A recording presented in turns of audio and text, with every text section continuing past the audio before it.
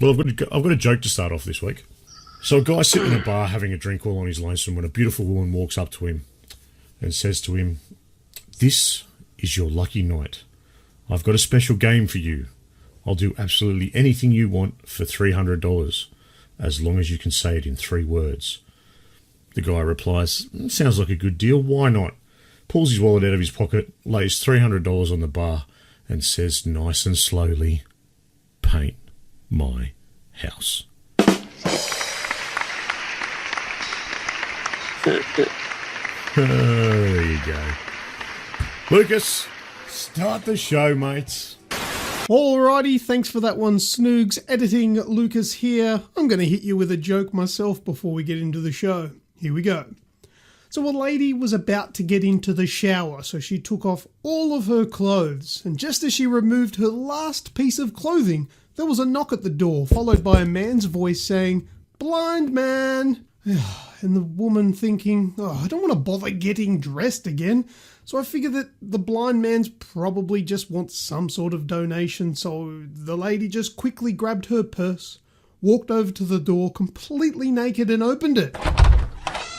And the blind man said, "Whoa, nice tits. What windows did you want me to install the blinds on?" 3, 2, 1, 0. We recommend wearing headphones. This is the Aussie Gamers Experience. news, reviews, and outlandish fun. Experience It all.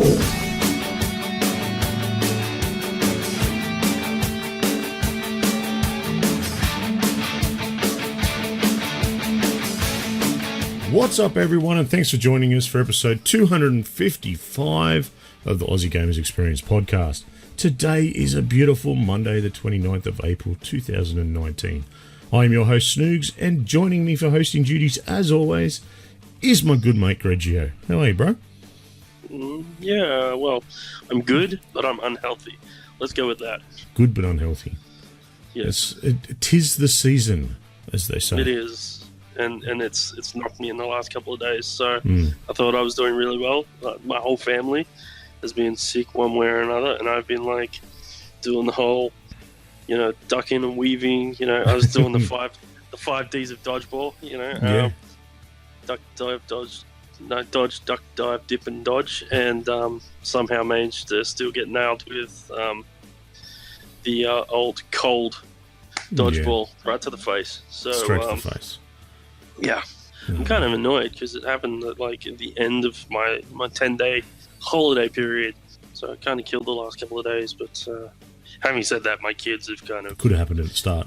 They pretty much had it from the beginning. So I've been, my holidays were looking after kids and tag teaming that with my wife. And I'm sorry, what were you doing with your wife? Tell me more. Then my wife started to get sick, and then I was like, I'm in trouble. Like tag teaming with a family member sick, or cough cough, splutter splutter, sneeze sneeze kind of sick? But well, I thought I was okay, but no. Not at all. Anyway. In the show this week, war can be heartwarming. Skyrim or Skynet, not really sure. The villagers do what? Proof is in the pudding. Trillions of value, but not from Anthem. And much, much more. So, let's jump into it, shall we, mate? All right, this week in gaming, I have a big one for you. Seriously, you guys are making this innuendo thing way too easy for me. Way back, a big one to talk about this week in gaming. 2008.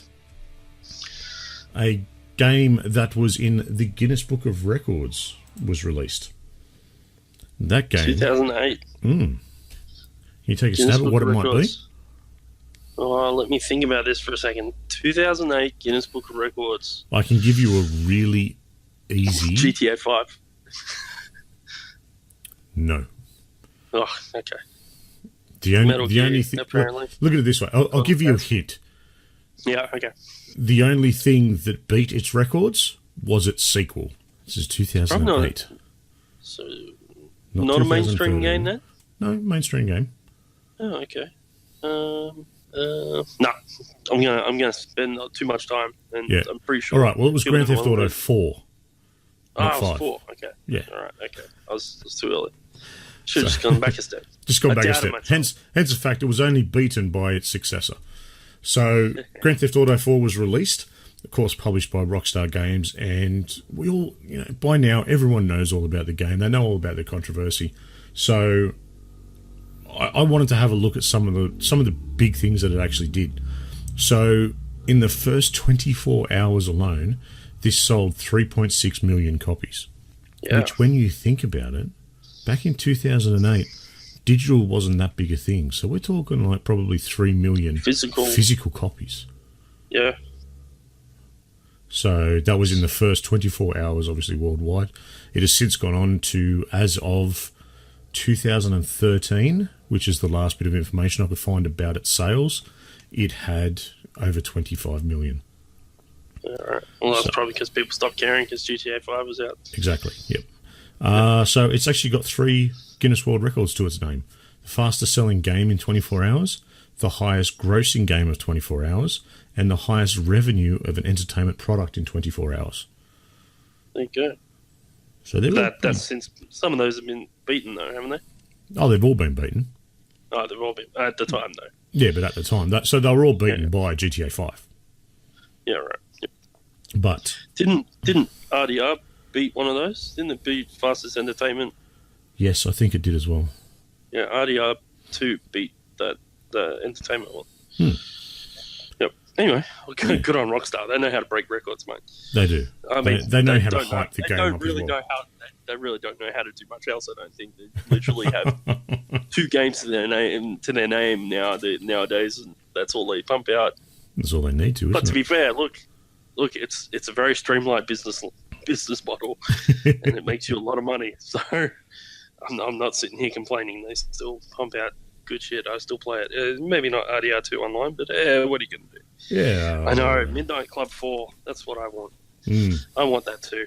Well, But speaking anyway. of Midnight Club 4, before we jump into starting to talk about the show, Kazza, Radicus, and Skrill, as always, guys, thank you very much for joining us. Yep. So, welcome. And let's get into the main bits of the show, mate. All right. Indeed. The game talk. I'm going to call it game talk this week. Games currently playing. Mate, what have you had so far? Actually, you know what? We're gonna start it off with a somber moment. We're going to have a moment's silence Yes. for Yes. Mr. Raymond Whitworth. Is Warrant Officer Raymond Whitworth.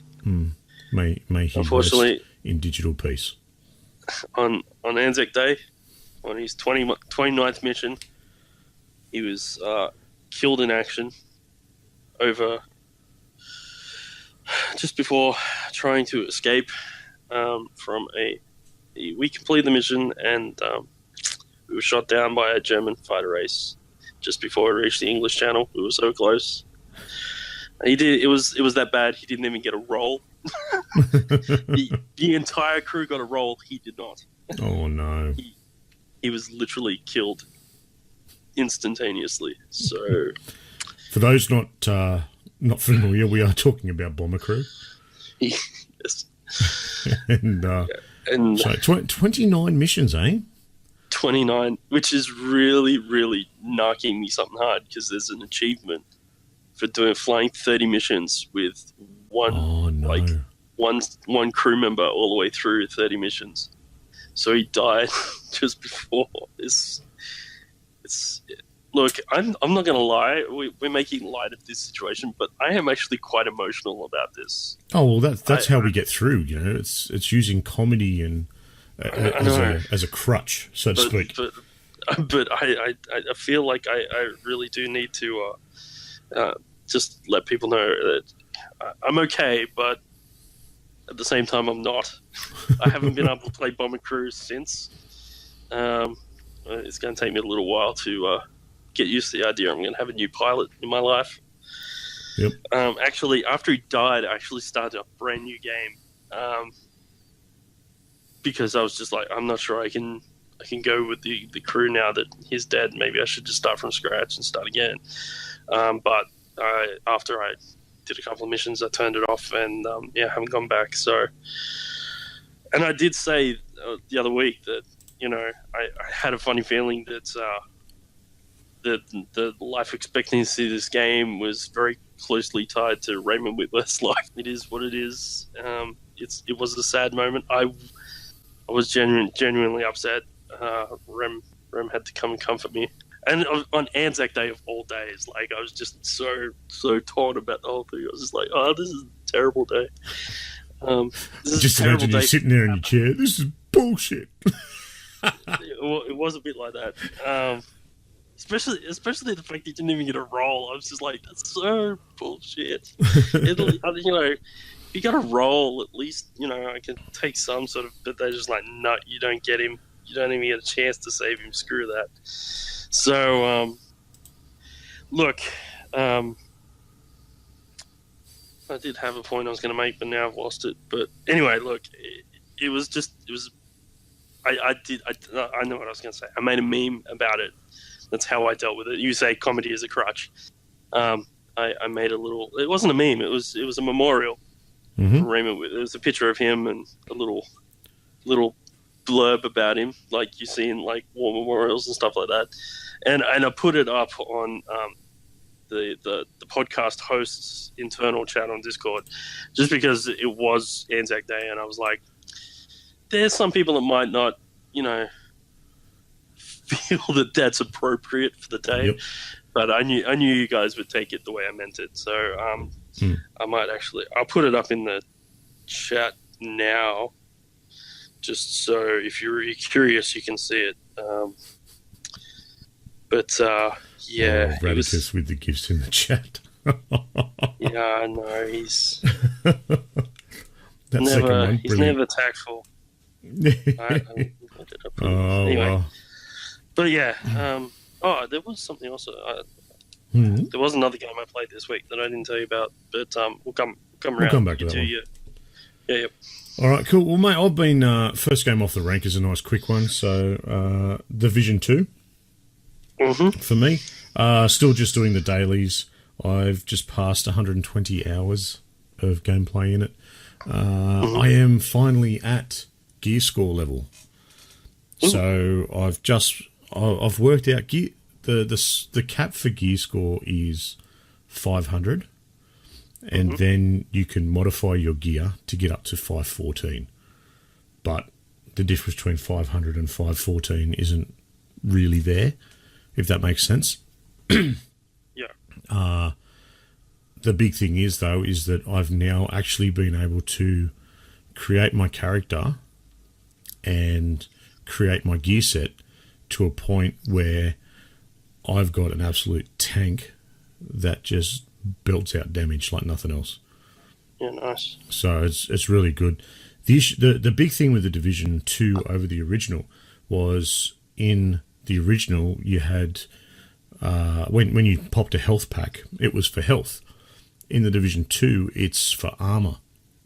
So you pump you pop your armor packs.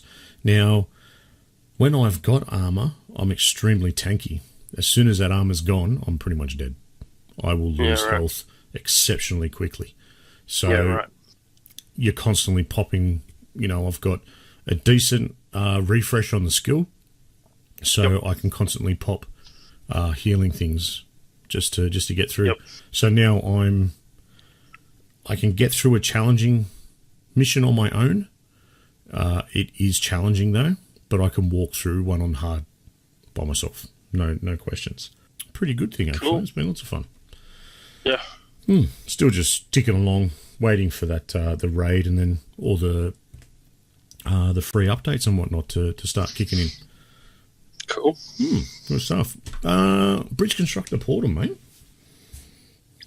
Yeah, look, as I said, I couldn't bring myself to play Bomber Crew over the last couple of days, and I did need something small. That was what I liked about Bomber Crew. It's pretty light on the pick it up, play it, put it down kind of thing. So I could play it in between stuff, or I could play it when I only had short amounts of time and So I needed something to fill that gap, and I decided to pick up Bridge Constructor Portal because I put it down for quite a while and started playing that again.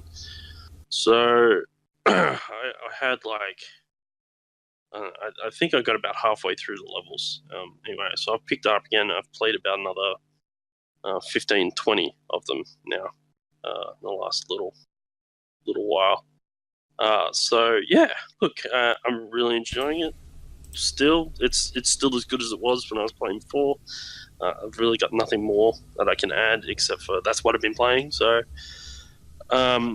yeah. So I've been playing it, especially while waiting for other games to download, because obviously, at the moment I'm a little dry on games. So I went trawling through Gamer Pass and I found something that'll keep me busy for this week. So very nice. Yeah. I've done something similar. So I spent a good chunk of last week on my lonesome with my girls off at the my wife's grandfather's place, and so I did something very similar. I went trolling through my PlayStation library and just downloaded a whole heap of games that were on, the game, the PS Plus titles. Yep. A lot of crap in there. Oh yeah. I'll say that. But one thing I did download was Conan Exiles. So you went dredging through the crap, in other words. Yeah. Conan Exiles. It's got the base for a good game. I just don't have the time to put into it. Yeah, right. But I did the necessary things when starting a character, and there was one area I found, right. So I only played it for about half hour, 45 minutes, just while I was doing, in between doing a few other things on the weekend, and so I had my character and got to a settlement as such. So there was all these. The other people in the server that I joined, there was all their houses scattered around the place. Now, all the houses, you couldn't open any of the doors. It said, not owned by you, blah, blah, blah, blah, blah. There was then one house that I climbed up the side of the wall to get away from this crocodile thing that was chasing me, because I just had rags on, I had no weapons. It doesn't really hold your hand to show you how to do things at the start. It just kind of says, there you go.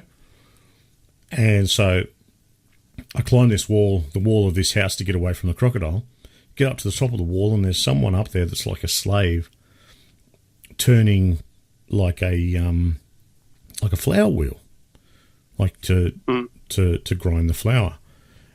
And so I'm like, oh, okay, no worries. So I'm starting to have a look around the top, and there's a few little things with some food in it. I'm like, oh, okay, I'll loot that. It's here. I'll loot it. I'm just being a pain in the ass because that's what I was doing. I didn't know what else to do. And then I found out that on the top of their house, they put stairs to go upstairs, but they didn't close it in and didn't put a door. So I then walked in the house, and then there's everything in there. There's crates and all this sort of stuff. So I'm like, ooh, loot central. So looted all the building materials. Sweet, no worries. I'm going to find myself somewhere to build my own little house, and then I'll make it so no one can get into it. I ended up looting that house and another 3, and just being completely over cucumbered, or whatever they call it, and slowly walking around the map trying to find a piece of land that I could build on. And because I'm so overloaded, it's all taken so long. I couldn't do anything quickly. I ended up getting eaten by a crocodile anyway and just dropping all the loot. So someone else would have gone and found it by now. Good on them. And yeah, that was pretty much my experience with Conan Exiles. Fun stuff. There you go. Yeah, so that was Sounds it. Sounds like a laugh riot, dude. I was snickering while I was doing it, because It was like, ooh, jerk mode, enhance, engage even. All right, mate. Marvel vs. Capcom. So yeah, that was what I was downloading when I was playing Portal. So yeah, I was looking through it and I went, hey, look, I like fighting games, so I'll give this a crack. And so I have.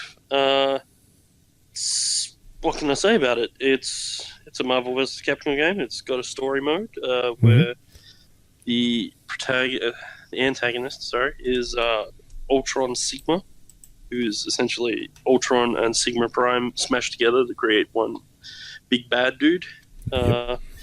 They're out to cleanse the universe of all bio-life. They want it to be, as they put it, a clean, ordered society of mechanisms in their image. And they're trying to get their hands on the Infinity Stones to do said work. So he's also grabbed some of the villains from these universes to help him. So look, there's Nemesis from Resident Evil, MODOK from like the Spider-Man kind of universe. Oh yeah.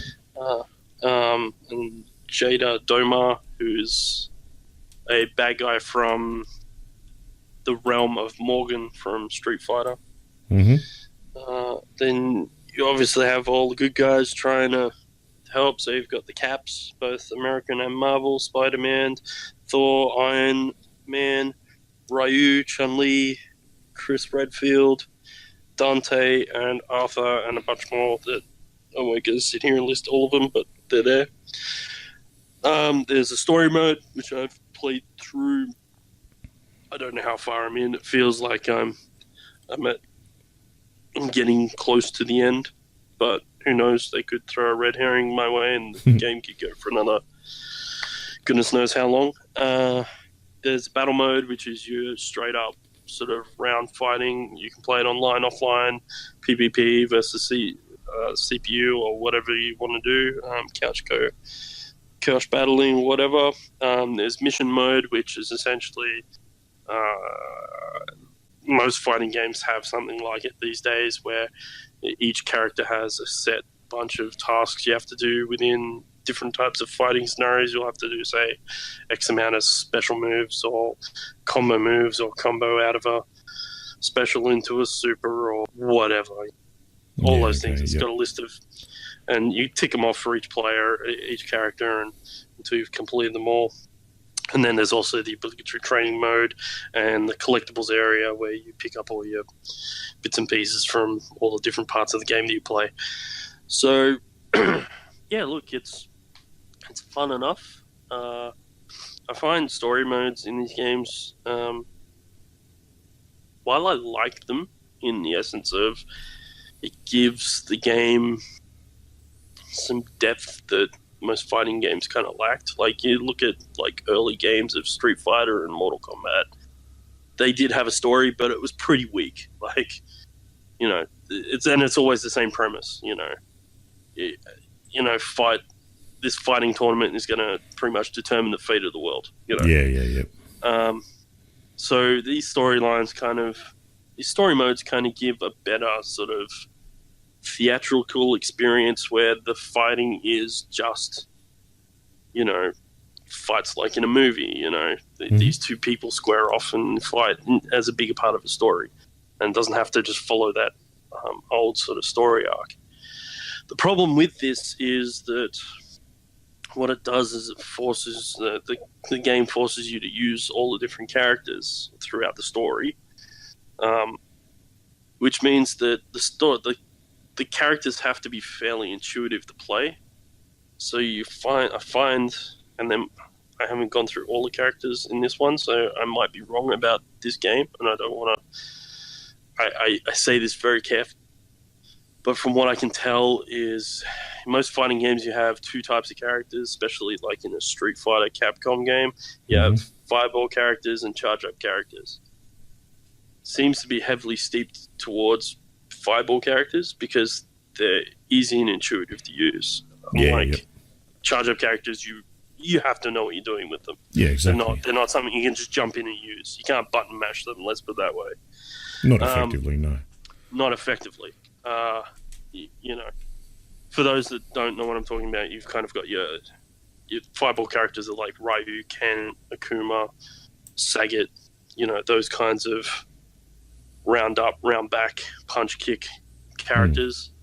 And then you've got your charge up characters, which are like Guile and Bison and Blanker and stuff like that, where there's usually a forward back, like a hold back forward or a hold down up or whatever to try and get. And then there's usually an action button that's attached to it. And there's, you know, it's just a little bit more. It's not that it's any harder, it's just a different skill set. And round up seems to be an easier thing for people to get their head around. It's a different way to play them. Yeah, that's right. So because of that, then they tend to make all the characters. So you look at all the Street Fighter characters that are in this game, and there's only two. There's three. There's Ryu, Morgan, and Chun-Li. Mm-hmm. I think that's it. Anyway, like they're fireball characters. They're not real. Chun-Li's a bit of a odd one, but even still, she's more fireball character. Yeah, she's more. It's pretty much a good way to put them into as attack and defense. Yeah. And so therefore, like all the Marvel characters are kind of shoehorned into that to make it intuitive. So when you're just playing these characters, like you may not necessarily play them in battle mode, but in story mode you have to play with them. So they have to be easy to sort of just jump in and use. Otherwise, you'll just get your ass beat, and you could get stuck on. Like at the moment, I'm kind of stuck because I don't know the character well enough, and it's progressed. I've progressed a fair way through the story where it's the rubber's starting to hit the road. You know, we're mounting our final attack to try and beat. I'm guaranteeing there's a red herring around the corner. This seems way too easy. Just, you know, we've done a whole bunch of things that they look really hard, and now we're mounting our final attack. But there's got to be a backstab somewhere. Like I'm waiting for it. Anyway, so that's kind of where I'm at in the story. So the rubber is starting to hit the road here, and the characters are starting to get harder. But just my lack of character, because at the moment I'm having to play as Dante. That's not a character you would normally play in any fighting game. Not in a Capcom. No, not in a 2D sort of side-on, 3D side-on fight thing. Dante is as we know, a Devil May Cry character. So you know. It's an unusual skill set that you have to learn for some of these characters. So there's that. So that for me, if you're not someone who normally plays fighting games, this is good, and that's the idea. It's to make it accessible. The story's got to be accessible. But for those that really want to cut their teeth on a bunch of different skill sets with a bunch of different characters, you're probably better off going and playing a solo Street Fighter game or a solo Mortal Kombat game, not these mashup ones. Because the mashup ones are where they make their money, because, you know, they've got characters that other people buy into. Like, there's a whole bunch of Avengers in this. There's more Avengers characters in this game than there are Street Fighter characters. Like, it's ridiculous. Because Capcom versus Avengers. Well, no, it's Marvel. But there's no X-Men. There's no. I thought that's I thought the weird part Wolverine was about in it. In previous Marvel versus Capcom games, yes, Wolverine has been in it, but there is no X-Men. The majority of Marvel in this has come down to anyone that's in the Avengers. I'm trying to think right now of someone in the Marvel frame that isn't part of the Avengers. Especially on the good guys' side. The bad guys have been pretty much taken across, because you got Dormammu,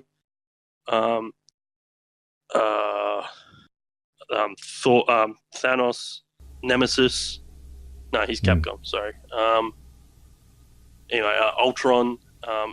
Sorry, like, now I'm saying it even then. Anyway, did you get it off Game Pass? Game Pass. So it's so if you got Game Pass, it's free to play. Give it a crack. But like I said, I picked it up for free. It was something that I knew keep me occupied for a week or two. And but yeah, that's that. All right. Well, speaking of Avengers, it's been a big Avengers week this past week. So I've been to see Avengers Endgame. I'm going again tomorrow night. The big thing in the gaming world that, you know, Avengers has sort of it's been this mammoth thing that's been building, and Fortnite, of course, they've jumped on board, and Fortnite have released a special version round little section of the game. Doing the Thanos thing again? No, they're doing it slightly differently. So you've got two teams, and one team picks up some of the Avengers type gear. So you pick up Thor's Stormbreaker, you pick up Cap's shield, you pick up Iron Man's gloves, which he can shoot out of and fly, and I think there's one other, but I can't for the life of me remember what it is.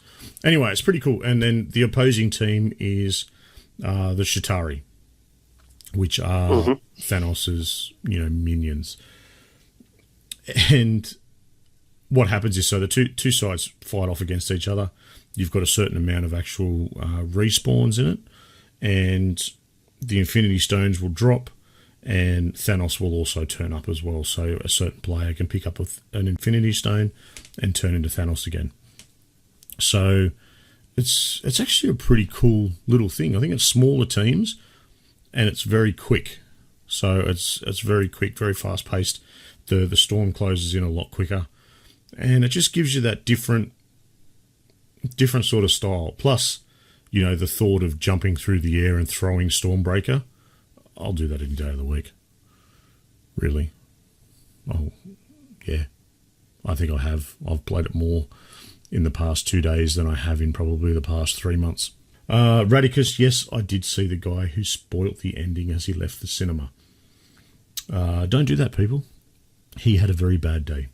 Last thing for me, I played Sonic Mania with my little ones. So, of course, it's Sonic the Hedgehog. It's a throwback to the original 2D version. It's got all other bits and pieces in it, but the kids had a lot of fun playing it. They did pretty well. My eldest continually said, no, he's not Dr. Robotnik, he's Eggman. So I'm wrong, apparently. And yeah, it's nothing special. It's a reskin of an old game. I'm not sure how long it's been out right now, but Sonic's always fun. It's one of those things that anyone can play, anyone can have a go with. So yeah. And you said you had one you hadn't thought about. Yeah, so it was another game that I downloaded before I downloaded Marvel vs. Capcom, because I thought, hey, this looks like fun too. So it's called RoboCraft Infinity. RoboCraft Infinity. Yes, it's on Game Pass, so it's another free one. Pretty much the premise is it's a bit like what's that car? Crossout. So, you know, the premise of Crossout is essentially you build a car Mad Max style. You go out, drive, kill other people, come back, build on your car and whatnot, right? Same idea here, only what you do is you've got like little building blocks like Lego. It's a bit like try Crossout with Minecraft, smash them together, and you kind of got what RoboCraft is. You got build up these robots with these tiny little blocks, and you've either got other pieces like legs or wheels and stuff like that you can bolt to it so you can move, and then you got guns and other bits and pieces that help you make a pretty cool thing. Anyway, just like Crossout, people get mad with this and just build these outlandish, crazy kind of designs. Yep. So like dinosaurs and mechs and planes and biplanes and whatever, you know. So I had a crack at building some stuff. Thought, yep, cool. Made some really rudimentary stuff to begin with.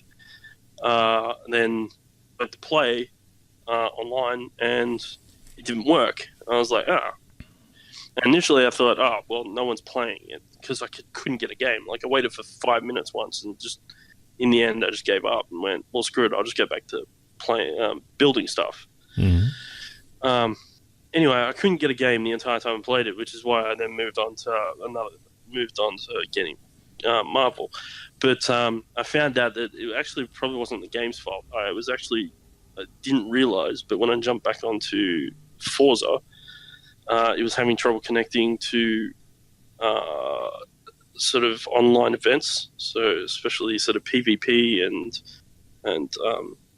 stuff like that. And I was like, oh. So then I found out it was my problem. There was a connection problem with the Xbox and my router, which I had to fix. But I haven't gone back to RoboCraft to find out whether that was the issue or no. Literally, no one's playing this game. Anyway, I had some fun. Because I decided that I was actually going to spend more time building stuff. I actually got really creative, and so cast your mind back to MechWarrior 2. Oh God, yeah. You remember the intro for MechWarrior 2, the iconic Timberwolf mech that comes out. Yeah, I built one of those. I actually do. How bad is that? I actually know what you're talking. Yeah, I remember it now. As soon as you said Timberwolf, it sort of clicked. Yep. Yeah, I built one. I think I got a picture of it. I'll try and put it up. If I don't, I'll get one. But yeah, I do actually. There we go. As in the chat. Thanks, old. Yeah, thanks, Az. Yeah. Welcome to the chat as well. Thank you. It's missing its missile packs, and I don't have guns big enough on the bottom to really do it justice. But the body, you kind of get the idea of. Yeah. So anyway, it was based off a pre-made. There was one that was already pre-made, a bit like this, but it didn't fit any of the parts I wanted to use on it. So I pretty much had to redesign it and scale it up and make it bigger to fit the parts that I wanted. So, that was my attempt. Now, the beauty of this game is I didn't play a single match, obviously, for obvious reasons. However, I leveled up to about level 15 just by building stuff. This game essentially levels you up for everything you do in this game. So essentially, if you play for long enough, you'll unlock everything just by doing something in the game. You don't necessarily have to fight. That's good. So it's really cool. Especially, I don't know if it's a paid game, because it does have a lot of stuff locked behind sort of paid. Like, there's obviously a lot of expansions that you can pay for to like cross out, where you can buy and get parts and stuff like that you can pay real money for. I get the impression you can still unlock these things just by playing. I haven't gotten there yet because I don't think I've played long enough and I haven't unlocked enough boxes. But you get a box, a gold box every level. You'll level up, and every 10 levels you get like a platinum box, which gives you even rarer stuff. So look, and then on top of that, if you double up, it then gives you in-game credits for the stuff you double up on. So then you can buy stuff that you don't have, that you haven't unlocked through crates. So it's actually really good, considering I played it for maybe 2 or 3 hours, just mucking around, doing nothing but building, and managed to get up to like level 15 or something like that. So yeah, it's pretty good. It was fun just building stuff. I'm going to go back and see what the combat's like. But yeah, it was fun. Like I said, just building stuff. It was cool. Like I said, you build mechs, you can build tanks, race cars, whatever you want. Like, it's everything. Your mind is pretty much sky's the limit. If you can build it with Lego, you can build it with this. Awesome. So, all right, mate. Well, I've got no more games at the moment. So let's jump into a few nice little bits of news. All right. Earlier in the chat, Mr. Kaza put up about the Minecraft update. So Minecraft has recently had an update called Village and Pillage, and it has it's caused some unexpected side effects, let's call them. So the Village and Pillage, part of the update, it was one of the biggest updates that Minecraft has had since release, and part of that was to do with the villagers and what they do and their interaction, and make them a bit more of your NPC type thing, instead of just being, nothing that just wanders around, but actually have some sort of interaction with them. Issue is, it's caused a few little quirky things to happen. So villagers have been claiming your land back from you. They have been breaking into your house and sleeping in your bed. Traders, instead of being able to go up and talk to a trader, they'll just be bolting around the village so you can't get to them. And then on top of all of that, one particular person on Reddit has written that he went into, or they went into their house, and the villagers were breeding behind one of his bookcases. Breeding. Now, when you say breeding, were they fornicating, or they were getting freaky, just multiplying? They were getting freaky. So I haven't played. Wow. Yeah, I haven't played Fortnite where I see how that happens. So, like with The Sims, they do woohoos or whatever. Yeah, right. Yeah, so this Minecraft update, these are a couple of the things that they've been doing, which I think is hysterical. Like, a lot of it being that it's an upgrade, or it's an update that focuses on a lot of the villages and whatnot, more people are taking notice of them, so more people are seeing them doing quirky things. But the fact that this is this was not expected, apparently, we'll use the whole air quotes. Mm-hmm. Did I say Fortnite? You did. Oh, no! Yep, Minecraft. Yep. All right. The fact that it's... I've lost my train of thought now, see? Fortnite just blew me away. The fact that this was an unexpected... air quotes. Yeah, air quotes, unexpected outcome. Little quirky things that they do. Cool, leave it. On to the next one. Just before we came back. Mate, do you remember the Oregon Trail? It was one of those walkie-talkie ones, wasn't it? Yeah. Well, so it was sort of like... Like Firewatch. No, much older than Firewatch. Yeah, but the same kind of walkie-talkie experience over gameplay kind of thing. No. Or am I on a completely different tangent? I remember the name, but... Yeah, Oregon Trail is a very retro game. I couldn't tell you. I think it was like an Atari type game. A really old one, isn't it? Yeah. So Yes. one of the catchphrases that you'll see is, "You've died of dysentery." Yes. You would have seen that floating around anyway.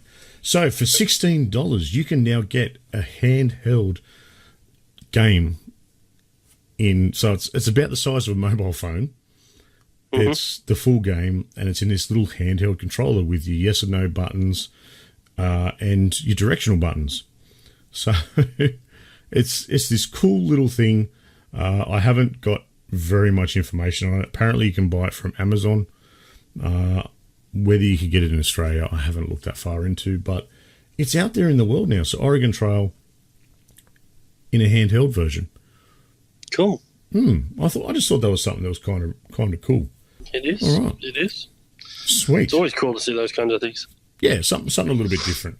Skyrim or Skynet? Have you heard anything about this one? Where I might be going Skyrim with or Skynet? Skynet? Oh, this is about the mod? Yes. Yes, I heard about this. Yes. So there's been a mod that's been released called Skytrek. Now, at its core, the option for this mod is technically so that you can walk from one point in the game to another, whether it be by foot, by horse, by dragon. You can travel between these 2 points automatically. So instead of it being a fast travel, it actually takes the game time to get there. So, if you're someone that makes, YouTube videos and you want some B-roll, stuff like that, it's designed to have that, or you're just someone that likes the look of, the world. So technically it's so that you can still keep moving while eating your lunch. I think that's the actual catchphrase from the mod creator. You can travel on foot, like I said, but you can also set it up so you can set up combat systems. And also, so technically, you can set up everything with this game to play the game for you, and you just have to leave it running. Skyrim is evolving, is going to take over. The rise of the Fus Rodar is on its way. You know what I thought of when you first started talking about this? What's that? When you told me what the mod was called, and a song go through my head. Yeah. Can you guess what song that was? Star trekking Yes. across the universe. Yes. I mean, I was thinking, sky trekking across the Skyrim verse. One of the other cool things as well. I've been hammering it up. It's been playing in my head while you've been talking about it. It's like Nice. Awesome. Little cow with a fife. All right. Well, there's another little cool thing to the mod as well.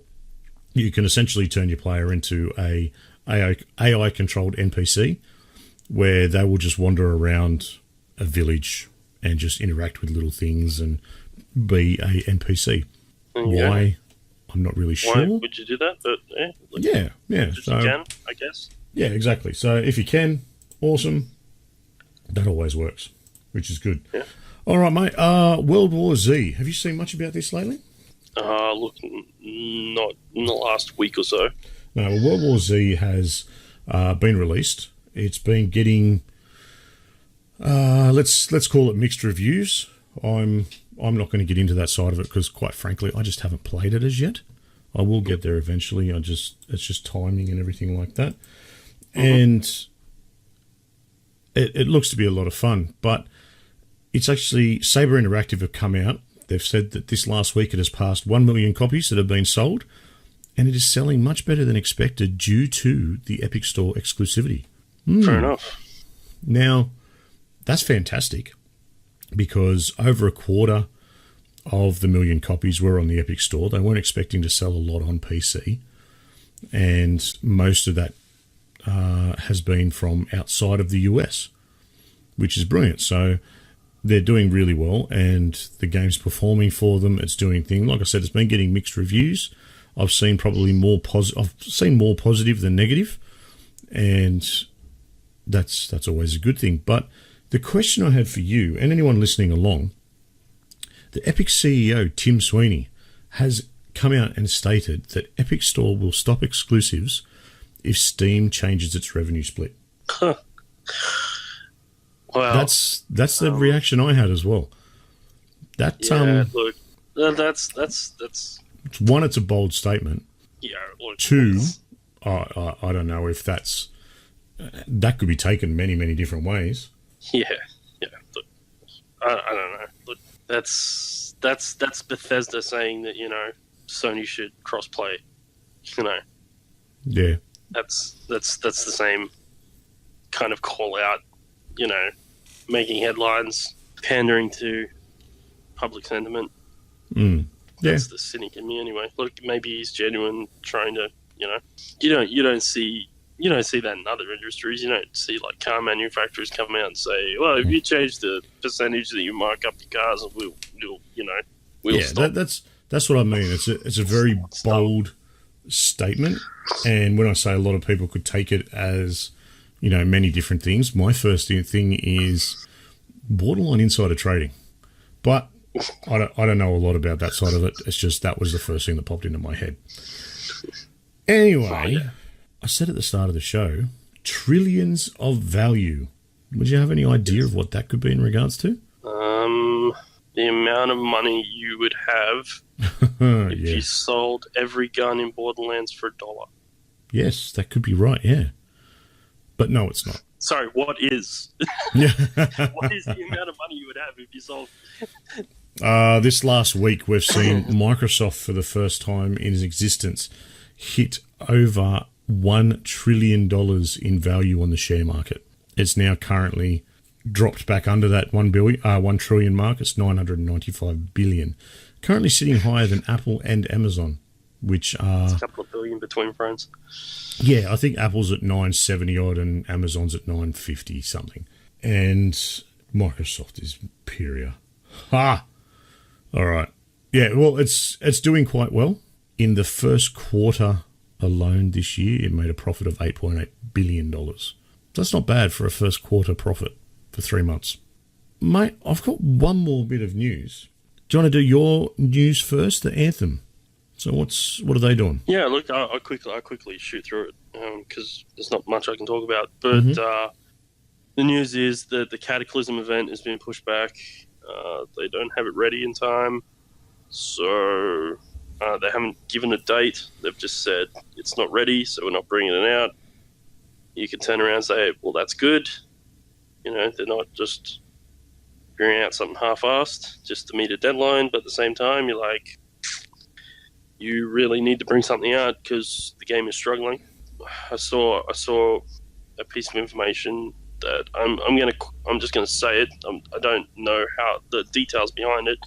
There's a statistic out saying that about half of their player base has dropped off since where it peaked at. I'll look into that for next week and find out the nuts and bolts of that. Let's just look at it this way, all right? Within us, so let's say the four of us here at Aussie Gamers Experience, when it first released, how many of us were playing it? Well, I know Luke was playing it. I was playing. Well, all four of us. All four of us were playing it at one stage or another. Different stages, but all four of us were playing it. How many of us are playing it now? Well, I know Rem and I are not playing it. I'm not playing it, and I've not seen Lucas play it in a long time. Yeah. So it's I think unfortunate. Luke stated that it was play the campaign and then move on for him. So, whereas I wanted to sink my teeth. I really wanted this to be my next Destiny. Well, if anyone was going to put the time into it, it was going to be you or I, or both. Yep. And to be fair, it was going to be me. You already had your division, But, but it's a sort of game that we both gravitate towards. So it's I haven't even finished the campaign. It was just getting too much for me. I was having. For whatever reason, like I had a digital copy, so it should have been fine. It was becoming too much trouble to just play it. I don't know what it was, whether it was my setup or what it was doing, but I just had nothing but problems playing it. Well, the thing is, to be fair, I'm willing to go back, and my deadline, my time for coming back was when they dropped the Cataclysm, because there was a whole bunch of other stuff that was coming with it, like guilds and stuff like that. And I wanted to see how much the world had fleshed out by the time it got there. And if it was really meaty, then I'd be like, you know what, I'll take a hit about being behind everyone else. I'll catch up. It's not hard. You got to put the time in. And I'll go from there. Mm-hmm. But this isn't a good sign for this game. Like, it's apparently gotten better with some of the stuff they brought in, but for them to be pushing back one of their big pieces of endgame content and some of their like meatier parts of the everyday life of that game, it's not great. It's not great. And for the amount of people who have stopped playing it, that's, like I said, I'll find the nuts and bolts of exactly what that means. I don't want to. Yeah, there's very little information about why it's been pushed back into when. So we'll keep on top of it and have a look for it. Yeah, look, and the only thing that BioWare have said about the whole issue is they've turned around and said, well, the lesson we're learning is that we talk about stuff way too soon. Mm-hmm. And I'm like, all right, that's a good lesson to learn, but it's very easy to learn that lesson and then go, oh, we don't talk about anything until it's like right there and then. And what happens is then people don't think you're communicating at all, which is kind of what Destiny had a problem with doing. They would just like say nothing. They'd just be silent for long periods of time. But people get frustrated and they're like, oh yeah, look, we've got all these fixes. And by the time that they finally brought them out, people are like, we've been asking you for this for ages and you've said nothing. We've got the shits with you and moved on, kind of thing. I just don't want them to go to that extreme either. There's got to be a happy medium. Yeah, and Az has just put something in the chat. If they brought out half a DLC, then that's game execution. Which really, that's suicide there. By delaying it, they still have a chance. Well, yes, that's the other. Like I said, the only part that you can take away from this as being a good thing is they're not bringing out a half-assed piece of crap. That look, who knows? As far as I'm concerned, they brought out a half-baked game to begin with, but and maybe this is the same. But the fact is that obviously it's not where they need it to be able to release it. So at least they're being honest and saying, all right, look, it's not coming. Where we want it to be. We're not going to jump the gun. Yeah. Let's make it right before we release it. Well, good on them for at least having the balls to do that. Yeah, but it unnerves me that they don't have a revised date. Yeah, but see, to me that doesn't worry me, because even something as simple as The Division, it's been out for a month. We're supposed to have the first raid last week. It's been pushed back to next month sometime.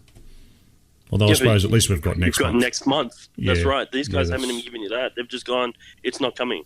And people have gone, so when? Like, we don't want to talk about that. Or they're just flat out ignoring the question. That's a bad sign. Enough. That is a bad sign. Yeah, that makes sense. You don't even have an idea of the percentage of time, percentage of where you're up to kind of feel from me anyway. But we'll see. Look, who knows? Yep. All right, mate. Well, my last bit of news is a bit of a feel-good story. So it's very topical at the moment with God of War. So a God of War fan from Mexico by the name of Emmanuel Mojica Rosas. I'm not really cracked up with Mexican names. First time. Okay. I don't know. He started collecting God of War memorabilia when his grandmother sadly passed away in 2011.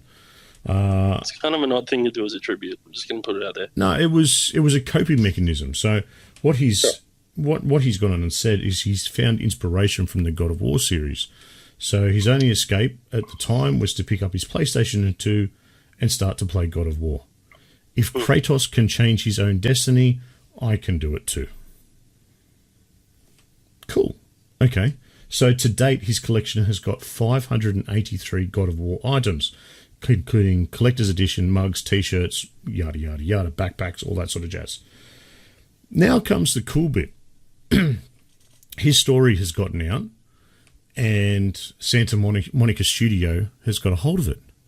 Now, Santa Monica Studio sent him an invitation to come over to see them, organised all that detail, and he went there thinking, oh yeah, you know, they saw this, they thought it was pretty cool, they'll give me a bit of a tour. What he didn't realise is he got a complete rundown of the Santa Monica Studio. He got to meet all the people that had a hand in creating God of War, and he got to, you know, try on the facial capture stuff, go all around. And then on top of that, he was actually given a Guinness World Record for the largest God of War collection ever. There you go. Which I thought was pretty cool. So this was something that Santa Monica and they'd organised, you know, the Guinness World Record thing behind it to give this guy that little bit of recognition. And, you know, he'd had a bit of a rough trot, and this is what he turned to. Now, the biggest thing that I thought was probably the coolest part of this story. So, what's his name? Corey Barlog. I can never remember his name. I keep thinking Balrog, but that's because I'm a nerd. So, but it's Corey Barlog, and he's actually come out and said, "You inspire me." So this is him talking to Emmanuel. You inspire me continually. Every time I hear anything you say, because it helps me understand that it doesn't matter how hard something gets, it doesn't matter how hard the path appears, there is always a light somewhere, and that is amazing. And to top it all off, he's then handed Emmanuel the original burned disc for the first God of War. Wow. So the original disc that they first burned God of War to test before it went gold.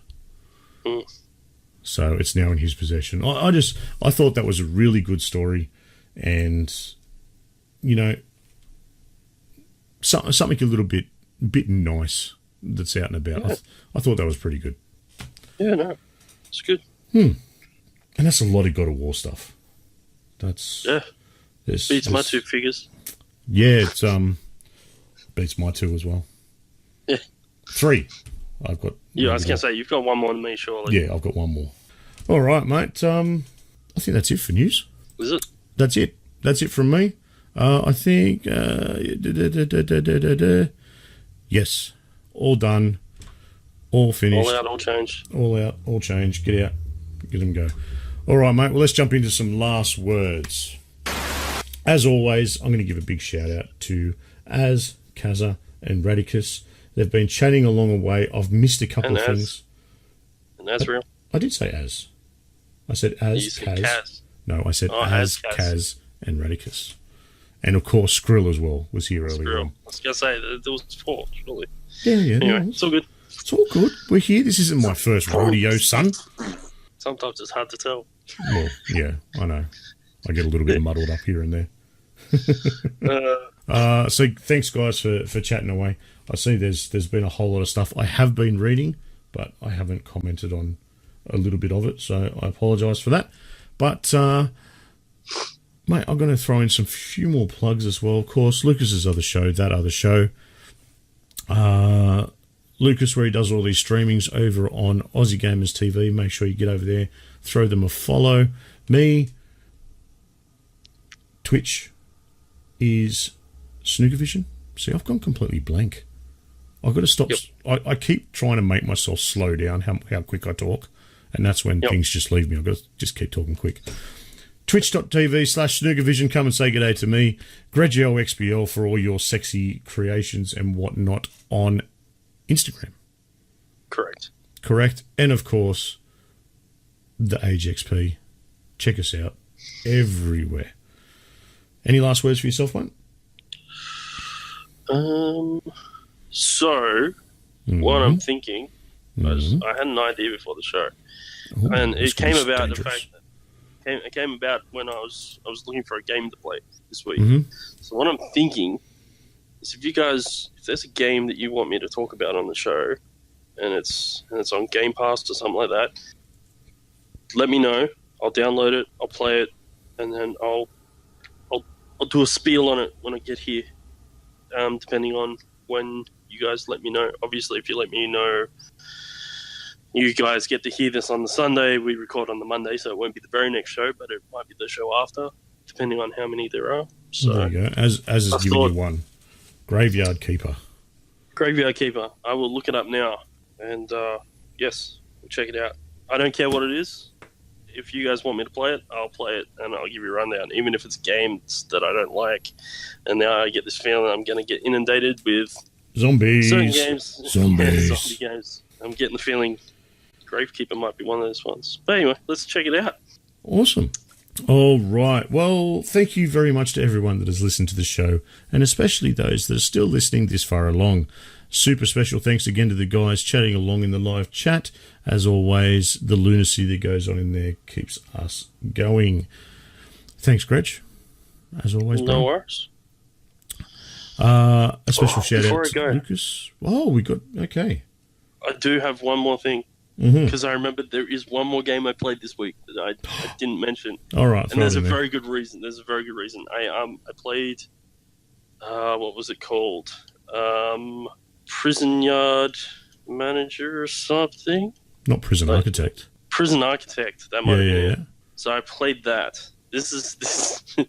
So I don't know if have you played it? Yeah. I played it. All right. So you know that you play that first bit where it's like a tutorial teaching you how to do all that. You got to build like an execution room for the murderer. Yeah. And I can tell you right now, this is how much I enjoyed this game. I fell asleep. That game was so slow for me personally. It was so slow, so boring. I fell asleep playing it. Yep.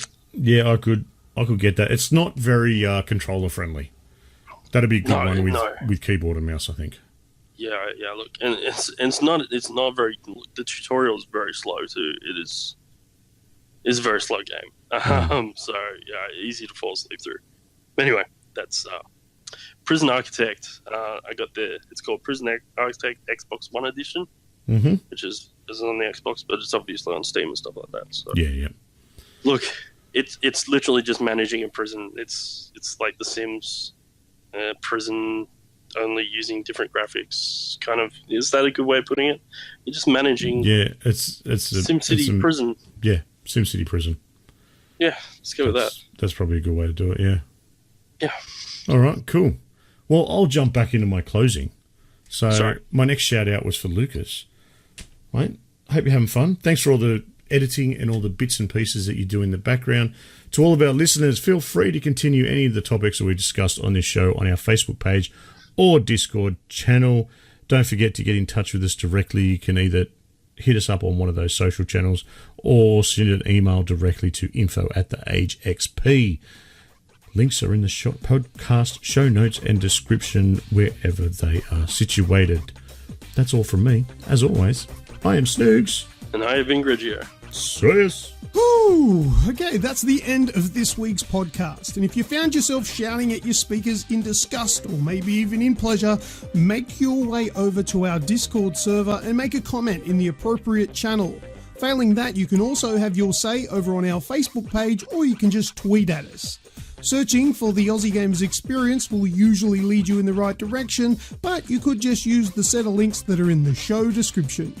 This podcast is available through Spotify, Apple Podcasts, Stitcher Radio, iHeartRadio, and plenty more. Thank you very much for listening, and we hope to see you on the next episode of the official podcast of the Aussie Gamers Experience. Radicus, Mortal Kombat 11, get on it. So I did see something about Mortal Kombat 11 today. They've changed up the quitality. Quitality? Quitality. Okay. So in Mortal Kombat 10, they brought in a thing called quitality. So when you're playing PvP, if someone rage quits in Mortal Kombat 10, their head explodes and it comes up with quitality. Mm-hmm. All right. Now in Mortal Kombat 11, if you rage quit and leave before the game finishes, your whole body explodes in a big fountain of blood and bones and viscera. Nice. So yeah, rage quit.